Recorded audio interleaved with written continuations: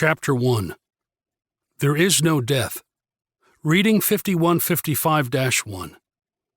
There is no death. Reading 262-85. The soul cannot die, for it is of God. The body may be revivified, rejuvenated, and it is to that end it may, the body, transcend the earth and its influence. Editor's note. Edgar Cayce actually gives examples of ancient people who lived as long as they wanted, dying only when they chose to leave this world. Reading 3579-1. The entity then lived to be 1,000 years old, and years as termed today, and saw great changes come about. Reading 823-1.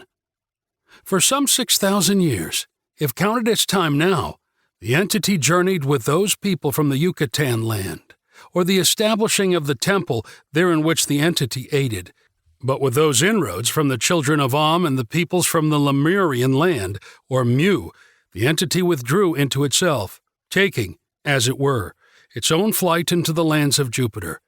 This priestess lived 6,000 years and died on her own terms, withdrawing from this world to sojourn in the non-physical dimensions of Jupiter. Editor's note. Much more on this in the chapter on life beyond death. Reading 1158-9. There is no life without death. There is no renewal without the dying of the old. Dying is not blotting out, it is transition. For it has ever been and is, even in materiality, a reciprocal world. If ye will be my people, I will be thy God. If ye would know good, do good. If ye would have life, give life. Resurrection means what? It is reciprocal of that which has been expressed. How hath it been put again by him whom ye knew but disliked? For ye loved Peter the better. There is no life without death. There is no renewal without the dying of the old. Dying is not blotting out, it is transition. And ye may know transition by that as comes into the experience by those very activities, that, with what measure ye meet, it shall be measured to thee again. That was his life. That is thy life. That is each one's life. Then how near, how dear has grown in the hearts, in the minds of all, those who put away self that they may know him the better. He put away self, letting it be nailed to the cross, that the new, the renewing, the fulfilling, the being the law, becomes the law.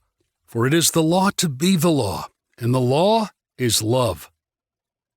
Reading 5155-1. There is no death. Death is only overcome by him who has overcome death. It is our promise, and when ye abide in him sufficient to that, ye with him, as the resurrection, may indeed overcome death in a material sense. Reading 136-18. Death is as but the beginning of another form of phenomenized force in the earth's plane.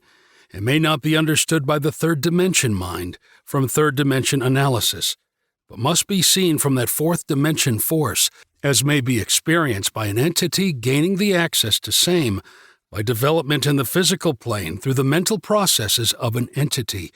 The mind is being correlated with subconscious and spiritual forces that magnify same to the conscious force of an entity in such a manner as said entity gains the insight and concept of such phenomenized conditions. See? We see in the physical world the condition in every form of life. As is taken here, we find in a grain of corn or wheat that germ that, set in motion through its natural process with Mother Earth and the elements about same, brings forth corn after its kind. See? The kind and the germ being of a spiritual nature, the husk or corn, and the nature or physical condition being physical forces. See? Then as the corn dies, the process is as the growth is seen in that as expressed to the entity, and the entity expressing same. See? That death, as commonly viewed, is not that of the passing away or becoming a non-entity, but the phenomenized condition in a physical world that may be understood with such an illustration.